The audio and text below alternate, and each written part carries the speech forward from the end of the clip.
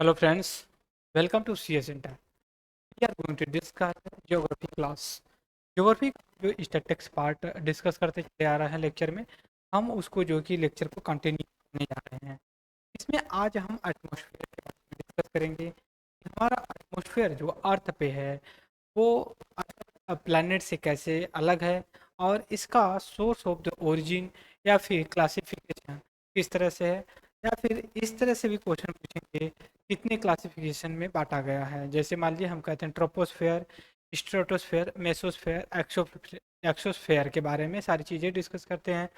कभी हम अलग से कोई टू दी पॉइंट में डिस्कस करेंगे ओजोन लेयर के बारे में या ग्रीन हाउस के बारे में डिस्कस करेंगे। हालांकि यहाँ पे हम थोड़ा सा लिंक्स आपके साथ शेयर कर देंगे ओजोन के बारे में।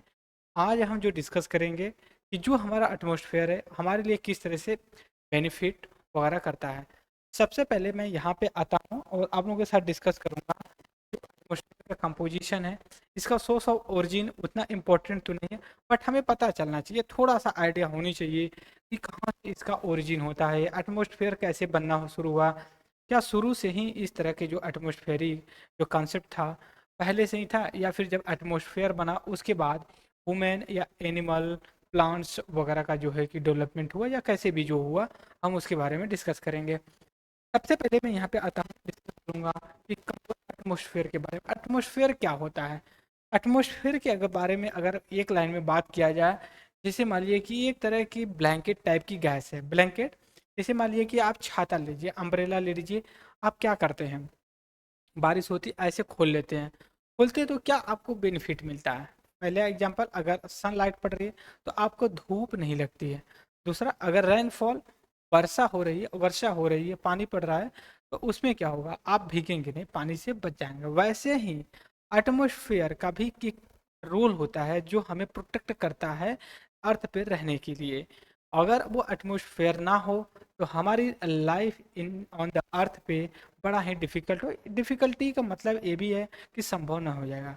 जैसे हम हमेशा बात करते हैं ना कि क्लाइमेट चेंज हो रहा है, ग्लोबल वार्मिंग हो रही है, आने वाले समय में ये हो सकता है कि ह्यूमन जो है कि पूरी तरह से विलुप्त हो जाए, वगैरह वगैरह सारी चीज़ें जो है कि बातें करते हैं। तो ये जो एटमॉस्फेयर या फिर हमारे क्लाइमेट पे जो इम्पैक्ट पड़ रहा है उसको भी हम डिस्कस करेंगे इन द कमिंग डे में। सबसे पहले मैं यहाँ पे देखूंगा आप लोगों से planet. Our planet earth is develop by a deep blanket gases जो होती है थाउजेंड्स ऑफ ईयर या किलोमीटर के हिसाब से ये डेवलप हुए। डेवलप होने के लिए इनके पास एक प्रोसेस था, लैंड एरिया थे, फिर उसके बाद वाटर था जिस तरह से। और वैसे ही डेवलपमेंट एक एटमॉस्फेयर का हुआ। वाटर कैसे डेवलप हुआ, लैंड कैसे डेवलप हुआ, वो सारी चीज़ें हम आपके साथ due course of the time discuss करेंगे। जैसे ये वाटर और लैंड डिस्कस डेवलप हुए वैसे ही एटमॉस्फेयर हुआ। लेकिन इतना ज़रूर मैं कहूँगा, एटमॉस्फेयर का डेवलपमेंट लास्ट में होता है वाटर या फिर अर्थ के या फिर जो लैंड एरिया है उसके बाद। एटमॉस्फेयर हमारे लिए एक अम्ब्रेला की तरह काम करता है। अगर इवोल्यूशन की बात करें तो देखिए इसमें कुछ गैसों का जो है कि फर्स्टली हम कंसिस्ट करते हैं, या फिर उनकी जो कि वजह से हमारा जो कि डेवलपमेंट ऑफ द एटमॉस्फेयर का हुआ। जैसे मान लीजिए कि solar nebula primarily hydrogen gas के लेकर के हुआ हमारा पहला। इसके बाद अगर मैं और बात करूँ हेडन एओन के बारे में, ये सारी चीज़ें देखिए हमारे बड़ी फैक्चुअल चीज़ें और बहुत डिफ़िकल्ट हैं। यहाँ से सवाल पूछे या पूछा गया हो, बहुत रेयर ऑफ रेयर केस होता है कि यहाँ से सवाल पूछा जाता हो। इसके साथ ही अगर मैं और आगे चल कर के बात करूँ कौन से इरा में कौन सी गैस जनरेट हुई, कैसे हुआ, लेकिन हम इरा जब तक इरा नहीं पढ़ेंगे, पालियोलिथिक, चल्कियोलिथिक वगैरह जो जियोग्राफिकल पीरियड रहा है उसके बारे में अगर डिस्कस नहीं करेंगे तो इसको नहीं समझ में आएगा। तो हम यहाँ पे इसको डिस्कस नहीं करेंगे। यहाँ से बहुत कम सवाल भी पूछा जाता है, तो इसलिए संभावनाएं यही बन रही है कि हम इसको डिस्कस नहीं करें। इसके साथ अब हम चलेंगे कंपोजिशन ऑफ द एटमॉस्फेयर। जो एटमॉस्फेयर है उसका कंपोजिशन या फिर संरचना या स्ट्रक्चर किस तरह से हम बनाते हैं। सबसे पहले अगर मैं कंपोजिशन की बात करूं तो ये देखिए by product product of the line, ये सीधे कोई एक सीधे मुझे किसी गैस या एलिमेंट से नहीं बना, ये किसी बाई प्रोडक्ट मतलब मान लीजिए कोई ए प्रोडक्ट है, ठीक है, इसका एक बाई प्रोडक्ट निकला और इसकी और था एटमॉस्फेयर। एटमोसफेयर जो कि डेवलप्ड होगा। जैसे मान लीजिए कि ओजोन लेयर, O2 दो ऑक्सीजन प्लस एक ऑक्सीजन से बन करके O3 निकली। इसके बारे में हम डिस्कस करेंगे आगे चल के। वेरियस इंडस्ट्रियल जो कि गैस थी उनका जो है कंपोजिशन लेके अगर मैं बात करूं, गैसेस एटमोसफेयर जो परमानेंटली होती हैं उनका हमारे लाइफ में काफ़ी इम्पोर्टेंट कॉन्टेक्स्ट में अगर मैं बात करूँ, नाइट्रोजन गैस है पहली। दूसरी चीज़ है ऑक्सीजन, तीसरा ऑर्गन, चौथा कार्बन डाइऑक्साइड, यहाँ पे स्टार मार्क देते हैं। पांचवा है नियोन है, और छठा हेलियम है, सेवन क्रेप्टॉन है, आठवां मीथेन, मीथेन को भी हम जो कि अंडरलाइन करेंगे इसके साथ। नवा है जियोन है, और दसवां है हाइड्रोजन है। ऑक्सीजन को भी हालांकि स्टार मार्क कर देना चाहिए, बस यहाँ पे नहीं मार्क कर रहे हैं। जो नाइट्रोजन है 78% है हमारे एटमोसफेयर में नाइट्रोजन। मैं यहाँ पे थोड़ा सा डाइवर्जन ले रहा हूँ अपने सब्जेक्ट में। हमेशा हम सुनते हैं कि एग्रीकल्चर जो है वो लगभग जो है कि नाइट्रोजन यूरिया का यूज होता है, यूरिया पॉलिसी सारी चीज़ें सुनते होंगे, उसमें यूरिया में ये आया क्वांटिटी में। तो हम क्यों जो करते हैं, क्या बोलते हैं, मशीन इस तरह की चीज़ें, क्या बोलते हैं कि एग्रीकल्चर में नाइट्रोजन। देखिए जो क्रॉप्स हैं, कुछ ही ऐसी क्रॉप्स हैं जो कि डायरेक्ट नाइट्रोजन को ऑब्जर्व कर सकती है, स्पेशली वो जो कि दाल वगैरह सारी होती है। एयर से आप ही जो है कि नाइट्रोजन ऑब्जर्व कर लेती है, वो जो कि आप ऑब्जर्व करता है। लेकिन अदर क्रॉप्स में जैसे पैडी हो गया, wheat हो गई, धान का चावल हो गया, की कैपेसिटी नहीं होती फेयर से जो है कि नाइट्रोजन को ऑब्जर्व कर लें। दूसरी चीज़, अगर हमारे एटमॉस्फेयर में नाइट्रोजन का परसेंटेज घट गया तो कॉन्सिक्वेंसेस बड़ा होगा। ये होगा कि हमें जब आग लग जाती है तो नाइट्रोजन कहीं ना कहीं उसकी कैपेसिटी को रोकता है, किसी और फॉर्म में नाइट्रोजन पाया जाता है, लेकिन पाया जाता है जो कि उसको कंट्रोल करता है। इसके साथ ऑक्सीजन है। सभी को पता है कि जब कोविड आया हुआ था लोगों की ऑक्सीजन की ज़रूरत पड़ी, ऑक्सीजन कहीं मिल नहीं रहा था दोस्तों। बहुत से लोगों की ऐसी ही डेथ हुई कि उनको प्रॉपर तरीके से ट्रीटमेंट नहीं किया। जब आप आईसीयू में जाते हो, इंटेंसिव केयर यूनिट में, तो आपके लिए एक जो कि मास्क इस तरह से लगा दिया जाता है कि आप जो कि प्रॉपर तरीके से सांस ले पाएँ और आपका ऑक्सीजन सैचुरेशन प्रॉपर बने। इसके बाद ऑर्गन है कार्बन डाइऑक्साइड, चौथा जो गैस है कार्बन डाइऑक्साइड। देखिए ये तो है हमारे एटमॉस्फेयर में, अगर ये इतना 0.036 अगर है तो सही है हमारा एटमॉस्फेयर को थोड़ा सा वार्म करने के लिए, क्योंकि इसका काम है वार्म करने के लिए ऑक्सीजन का। लेकिन मान लीजिए अगर इसकी क्वांटिटी बढ़ जाए, इंक्रीज हो जाए, मान लीजिए 2% हो जाए, तो समझ सकते हो इतना हमारा एटमॉस्फेयर गर्म हो जाएगा कि हम ग्लोबल वार्मिंग का नाम देने लगते हैं। यही एक रीज़न है जो कार्बन डाइऑक्साइड के लेकर के जो हम कहते हैं बहुत से कॉन्फ्रेंस होते हैं, जिसे COP 21 होने वाला है, UNFCCC का लेकर, United national framework convention on climate change को लेकर के।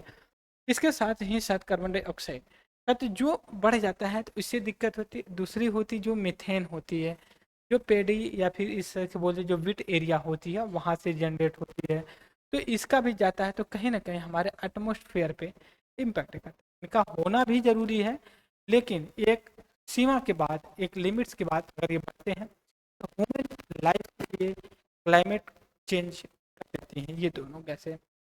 बाद अगर मैं बात करूँ permanently gas at remain in the fix portion of the total value में, ये फिक्स पोर्शन में होती है, लेकिन कुछ ह्यूमन की वजह से ये जो है कि कार्बन डाइऑक्साइड और मीथेन जो इंक्रीज हो रहे हैं, जिससे क्लाइमेट चेंज, ग्लोबल वार्मिंग का खतरा मंडरा रहा है। इसके बाद देखिए हैवीएस्ट गैस जिसे नाइट्रोजन और oxygen the bottom of the atmosphere. जो नाइट्रोजन है, ऑक्सीजन बहुत भारी गैस होती है, ठीक है, बहुत भारी गैस होती हैं और ये ज़्यादा ऊपर नहीं पाई जाती हैं, ठीक है। एक मैक्सिमम हाइट के बाद जो कि ये नहीं पाई जाती हैं, आप अगर फ्लाइट में ट्रेवल किए हों तो आपके पास एक मास्क ऑक्सीजन रखा होता है। इसके बाद ये भी होता है जो आस्था या फिर हाई ब्लड प्रेशर या फिर हार्ट अटैक के पेशेंट होता है, उनको यही चीज़ किया जाता है कि आप अवॉइड करिए प्लेन या एरोप्लेन की जो कि ट्रेवल जर्नी करने के लिए, क्योंकि जब हम जैसे ही ऊंचाई पे कुछ जाते हैं तो ऑक्सीजन लेवल जो है, नाइट्रोजन लेवल कम हो जाता है और सांस लेने के लिए दिक्कत होती है। इसके साथ ही साथ यहाँ पे देख रहे हैं कि भारी गैस होती है ऊपर, तो आपके दिमाग में आएगा क्यों ऊपर नहीं होती, इसलिए नहीं होती है मित्रों कि ये बहुत हैवी होती है। जो चीज़ जितनी हैवी होगी उतने ऊपर जाने में उसको परेशानी होगी। इसके साथ ही अगर मैं और भी बात करूँ, oxygen vapour the most only the 90 की, कुछ गैसें हैं जो एक मैक्सिमम डिस्टेंस के पास बात नहीं पा, जैसे अगर वाइपर की बात करें, जल वाष्प की बात करें, ये भी ज़्यादा ऊपर पाए जाते हैं। इसके बाद important constituent of the atmosphere की बात करते हैं हम। Important constituent of the atmosphere की है, सॉरी ऑक्सीजन है, नाइट्रोजन है, कार्बन डाइऑक्साइड है, ओजोन है, वाटर वेपर। इनका इंपॉर्टेंस क्या है वो अगर देखने की बात करते हैं तो इम्पोर्टेंट ऑक्सीजन देखिए, जो लिविंग व्हील होती है, ह्यूमन एनिमल होता है, वो सांस लेने में हेल्प करते हैं, लेकिन जो प्लांट्स होते हैं वो नहीं होते। क्यों? क्योंकि वो CO2 कार्बन डाइऑक्साइड को इनहेल करते हैं, ऑक्सीजन वो रिलीज करते हैं। जैसे हम ऑक्सीजन इनहेल करते हैं, अपने अंदर लेते हैं सांसों नाक से, उनको ऑक्सीजन दूसरे गैस के रूप में करते हैं, लेकिन प्लांट्स के लिए अलग फॉर्म होता है। इसलिए कहते हैं कि हम प्लांटेशन करें, पौधा लगाएं, जिससे हमें एक क्लीन इन्वायरमेंट और जो है कि ऑक्सीजन मिलेगा। तो वो कार्बन डाइऑक्साइड को ऑब्जर्व कर लेते हैं के रूप में, लिविंग विल एनिमल और मैन जो है कि ऑक्सीजन को इनहेल करते हैं। के बाद नाइट्रोजन की मैं बात करूँ, important constituent all organic compound. ठीक है, ये एक तरह का ऐसी गैस है जो कि सभी ऑर्गेनिक कंपोनेंट के लिए नाइट्रोजन इंपॉर्टेंट है। मेन जो इसका फंक्शन होता है कंबस्टन होता है, dilution oxygen, preserve spontaneous combination oxygen in the atmosphere में करता है, आल्सो इनडायरेक्टली है oxidation of the different kind. ठीक है, डिकम्पोज। कार्बन डाइऑक्साइड की अगर मैं बात करूँ, CO2, देखिए ये ग्रीन प्लांट्स हमने पहले डिस्कस किया ना, ग्रीन प्लांट इनहेल करते हैं ग्रोथ के लिए कार्बन डाइऑक्साइड, और ये रिलीज करते हैं, प्लांट ऑक्सीजन को रिलीज करते हैं। तो इसमें जो अगर मैं बात करूं आप लोगों से कि हम हमेशा ये कहते हैं प्लांट, लेकिन इसके बाद जो ग्रीन प्लांट होते हैं उनकी भी एक कैपेसिटी है, एक कैपेसिटी जो कि इनहेल या नहीं कर सकते। क्यों नहीं कर सकते, ये भी मैं आपको डिस्कस कर रहा हूँ, क्योंकि उनका इनहेल, जैसे मान लीजिए कि आपका वेट 65 है, तो आपका एक तो मैक्सिमम एरिया होगा ना कि उसको, या फिर स्ट्रेंथ होगा ना उसको किसी चीज़ को करने के लिए, ये सारी चीज़ें हैं। इसके बाद एक सेकेंड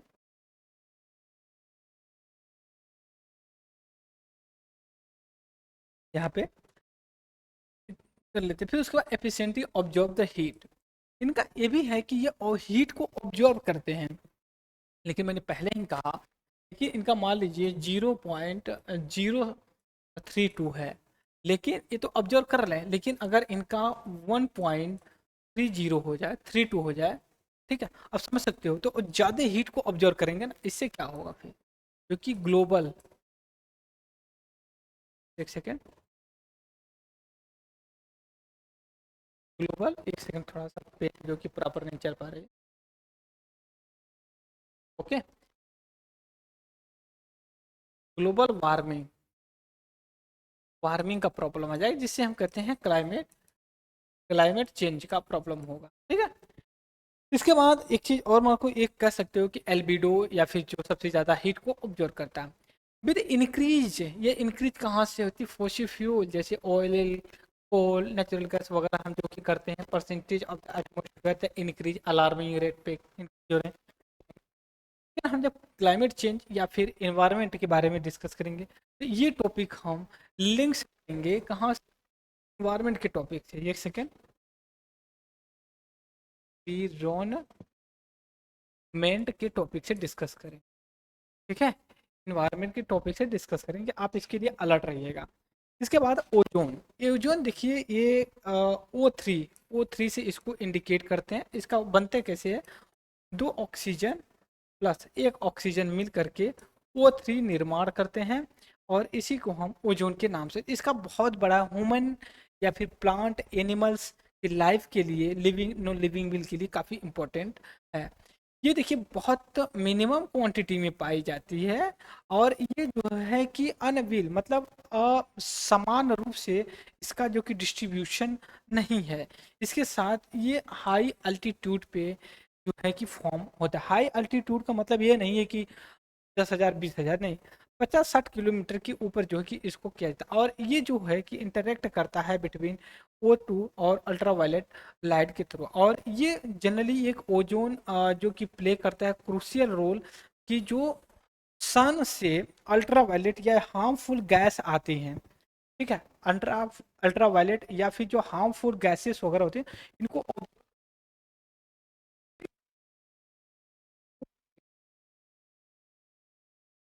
के रूप में वाटर वेपर, जल वाष्प। देखिए इसकी ऊंचाई ज़्यादा नहीं होती है, देखिए ये बहुत अच्छा ही रोल प्ले करता है। दूसरी चीज़, इसका इक्वल डिस्ट्रीब्यूशन होता है। अगर डेजर्ट में चले जाइए तो वहाँ पे वाटर वेपर बहुत कम मिलेगा, लेकिन वाटर बॉडी के पास आ जाइए तो ये जो कि काफ़ी अच्छा खासा मिलता है। इसकी जो कि मतलब कि अगर मैं बात करूँ, ये जो 90% मॉइस्चर एटमोसफेयर विद 6 किलोमीटर के अंदर ही होता है। आप अनुमान लगा सकते हो 6 किलोमीटर कितने दूर है। इसके साथ नेक्स्ट पे चलूँ, अगर मैं आपको एक सेकेंड, ठीक है, चलूँ, सॉलिड पार्टिकल्स भी कुछ होते हैं। जो सॉलिड पार्टिकल अगर आपके नहीं इमेजिन हो पा रहे हैं आपको कि नहीं, एक सेकेंड की क्या है कि हमें कैसे पता चल पा रहा है कि हम किस हिसाब से ये काम कर रहे हैं, या फिर हम कैसे जाने कि हमारे एटमोसफेयर में कुछ पार्टिकल्स हैं। आप अगर पढ़ाई करते होंगे, पढ़ाई तो कर ही रहे होंगे, तो आप बहुत समय तक अपने बुक्स को टच मत करिए, ठीक है। उस 4 दिन 1 हफ्ते के बाद देखेंगे ना, तो उस पर डस्ट आ जाती है, ठीक है। या फिर अगर आपको देखना है, और अपने रूम में पूरा अंधेरा कर लीजिए, एक जगह से छोटी सी होल करिए जहां से सनलाइट आती हो, तो आप देखेंगे ना छोटे छोटे पार्टिकल्स, ठीक है, उसी में फ्लोटिंग करते हैं, मतलब आपको दिखाई देंगे पार्टिकल। कहने का मतलब ये है कि जो पार्टिकल्स है ये बड़े बड़े पत्थर के टुकड़े नहीं होते, इतने बारीक इतने छोटे होते हैं कि बहुत दिक्कत हो जाती है इस चीज़ को देखने के लिए। के बाद दोस्तों, मैं और अगर बात करूँ डस्ट पार्टिकल, हाँ एक चीज़ और देखिए, डस्ट पार्टिकल का ही एक देन होता है कि मैं स्कैटरिंग जैसी चीज़ों को रियलाइज करते हैं। यहाँ पे देखिए, ऑब्जर्व करते हैं ये सनलाइट को, फिर उसके उनको रिफ्लेक्ट करते हैं, स्कैटरिंग रेडिएशन को करते हैं, रिफ्लेक्ट करते हैं। इसके बाद responsible organ the colour the sun से सनलाइट। यही एक कारण होता है कि जब सन उगता है, ठीक है, या फिर सन जब डूबता है, सनसेट या सनराइज के समय सन का जो कलर डिफरेंट दिखता है अदर टाइम से। के साथ मैं चल रहा हूँ नेक्स्ट आर्टिकल पे। देखिए यहाँ पे क्वेश्चन भी पूछा गया है 2015 में मेंस में। ये पूछा गया है, how far do you agree that behaviour of the Indian monsoon has been change due to humanising landscape. ये कह रहे हैं कि कैसे ह्यूमन का या फिर इंडिया का मानसून चेंज हो जाएगा, या फिर चेंज होता है कि लैंडस्केप अगर चेंज कर दिया जाए। यहाँ पे सारे आंसर दिए गए हैं पूरा डिटेल में, आप इसको जो है कि आप राइट डाउन कर लीजिए। इसके बाद स्ट्रक्चर ऑफ द एटमॉस्फेयर की बात करेंगे। स्ट्रक्चर ऑफ द एटमॉस्फेयर की मतलब ये है कि मान लीजिए इस तरह से एटमॉस्फेयर है, हम ऐसे डिवाइड कर लिए। अब हम ऊपर जा रहे हैं, ये आपका बोल सकते हो एकदम ग्राउंड है, हम ऊपर जा रहे हैं, मान लीजिए ये 3 किलोमीटर है, ये 10 किलोमीटर है, वर्टिकल जा रहे हैं, ठीक है। ये आपका 25 किलोमीटर है, ये आपका 50। अब आपको ऐसे ऊपर जाना है, ठीक है। इसके वर्टिकल हम इसको डिवाइड करते हैं, डिवाइड जैसे करते हैं, मैं यहाँ पे मैप आपको एक इमेज दिखाता हूँ, इमेज दिखाता हूँ। देखिए यहाँ पे एक आपको ट्रोपोस्फेयर बोला जाता है, स्ट्रेटोस्फेयर जाता, मेसोस्फेयर बोला जाता है, थर्मोस्फेयर बोला जाता है। इनके लेयर्स में किस किस तरह की एक्टिविटी होती है, और जो हमारे एग्जाम्स के या फिर ह्यूमन लाइफ में जो सबसे ज़्यादा इंपॉर्टेंट रोल प्ले करता है दोस्तों, सबसे ज़्यादा रोल जो प्ले करता है वो ट्रोपोस्फेयर करता है और स्ट्रेटोस्फेयर करता है। सारी जो लगभग घटनाएं 90%, अगर मैं बात करूँ 90%, सॉरी 90% जो इंसिडेंट होता है, जैसे आपका थंडर स्ट्रॉम होता है, या फिर जो वर्षा होती है, जो एयर वगैरह ऑक्सीजन वगैरह जो गैसेस होती है, ये आपका ट्रोपोस्फेयर में पाया था। और बचे हुए 10% या फिर बोल सकते हो आप 5% जो है कि आपका लगभग स्ट्रेटोस्फेयर में होता है, बाकी जो कि ऊपर होता है। इसके बाद अगर मैं ओजोन लेयर की बात करूँ तो ओजोन लेयर आपका स्ट्रेटोस्फेयर में पाया जाता है। बैलून वगैरह जो एटमॉस्फेयर को, हमारे वायु एटमॉस्फेयर को या फिर जलवायु को स्टडी करने के लिए छोड़ा जाता है, वो जो है कि हमारा स्ट्रेटोस्फेयर में छोड़ा जाता है। इसके वजह रॉकेट वगैरह होते हैं वो आपका मेसोस्फेयर तक भी जा सकता है। हम एक एक करके डिस्कस करेंगे। ट्रोपोस्फेयर के बारे में डिस्कस कर दें। आप बोल सकते हो कि 18 किलोमीटर तक होता है आपके इक्वेटर पे, लेकिन जो पोल पे जाएंगे वो 8 किलोमीटर होता है। मतलब आप बोल सकते हो मैक्सिमम 8 से 18 से 20 किलोमीटर की दूरी पे होता है। और इसकी काफ़ी थिकनेस होती है, मतलब इसका बोल कि थिकनेस बड़ी मोटा होता है ये थिकनेस, जो कि डेंस होता है। इसके बाद ट्रोपोस्फेयर इन द ट्रोपोस्फियर, जो ट्रोपोस्फेयर है इसका जब खत्म होने का टाइम आता है ना उसको, और जो ट्रोपोस्फेयर स्ट्रेटोस्फेयर को जो अलग करता है उसको हम कहते हैं ट्रोपोपॉज बोलते हैं। क्या बोलते हैं? ट्रोपोपॉज बोलते हैं। इसके साथ ही ट्रोपो बात करें हम आगे चल करके स्ट्रेटोस्फेयर के बारे में बात करते हैं। ये जब ट्रोपोस्फेयर के बाद का जो लेयर पड़ता है उसको जो है हम स्ट्रेटोस्फेयर बोलते हैं, और 50 किलोमीटर तक ये पाया जाता है। इसके साथ ही इसी में ओजोन स्फेयर पाया जाता है ट्रोपोस्फेयर के बीच में। ट्रोपोस जो कि ओजोनोस्फेयर है वो 20 से 35 किलोमीटर के बीच में पाया जाता है। फिर इसके बाद हम नेक्स्ट पे चलते हैं, मेसोस्फेयर पाया जाता है, फिर थर्मोस्फेयर पाया जाता है। ये इतने इंपॉर्टेंट नहीं है, जो इंपॉर्टेंट है वो बताया जाता है मेसोस्फेयर के बारे में। इसी जो मेट्रॉइड वगैरह देखते हैं ना कि आप कभी देखते हो टूटे हुए तारे या तारे मेट्रोस्फेयर होते हैं, मेट्रोराइड होते हैं, वो ये मेसोस्फेयर में ही जल जाते हैं क्योंकि यहाँ पे फ्रिक्शन बहुत होता है, मतलब चीज़ें होती है। उसके बाद coldest place on the earth पे ये मेसोस्फेयर होता है। और थर्मोस्फेयर होता है जहाँ पे आपको रेडिएशन जैसी कुछ चीज़ों को देखने को मिलता है। इसके बाद अगर मैं बात करूँ टॉपिक पे अपने, तो उतना एक्सोस्फेयर है। यहाँ पे आप देख सकते हो, मैं यहाँ पे बात कर रहा हूँ आपको ट्रोपोस्फेयर। ट्रोपोस्फेयर है ये आपका, और स्ट्रेटोस्फेयर है ये आपका, बोल सकते हो। और जो स्ट्रेटोस्फेयर और ट्रोपोस्फेयर को डिवाइड कर रहा है ये ट्रोपोस्पॉज कर रहा है। ठीक है, ट्रोपोस्पॉज को मैं कलर चेंज कर लेता हूँ यहाँ पे। ठीक है, ये जो कि डिवाइड कर रहा है। ठीक है, इसके बाद मैं बात करता हूँ स्ट्रेटोस्फेयर मेसोस्फेयर को जो डिवाइड कर रहा है, स्ट्रेटोस्पॉज बोल रहा है इसको। ठीक है, ट्रोपोस्फेयर बोल रहा है। और जो मेसोस्फेयर और थर्मोस्फेयर को जो डिवाइड करता है ये मेसोस्पॉज के रूप में जानते हैं। तो ये हमने डिस्कस किया एक्सोस्फेयर सारी लेयर के बारे में। ठीक है, इसके बाद हम नेक्स्ट अपने आर्टिकल पे चलेंगे, इम्पोर्टेंस ऑफ द एटमॉस्फेयर का क्या होता है। ये लिविंग विल को कंट्रोल करता है। इसके बाद जो सोलर रेडिएशन को जो रेगुलेट करता है, ये टेम्परेचर को बैलेंस करता है, ब्लॉक हार्मफुल रेडिएशन को ये सारी चीज़ें हमने डिस्कस किया। और आगे हम जो हमारा लेक्चर होगा नेक्स्ट मतलब लेक्चर में, वो हम टेम्परेचर डिस्ट्रीब्यूशन के बारे में डिस्कस करेंगे, राइट। तो इस लेक्चर में मैं बस इतना ही अपने ज्योग्राफी स्टैटिक्स में डिस्कस कर रहा हूँ दोस्तों। आगे आई थिंक डिस्कस करेंगे, कोई भी क्वेरी हो या एजुकेशन से रिलेटेड जरूर जो कि आप कमेंट बॉक्स में डालिएगा, राइट। तब तक के लिए थैंक यू वेरी मच।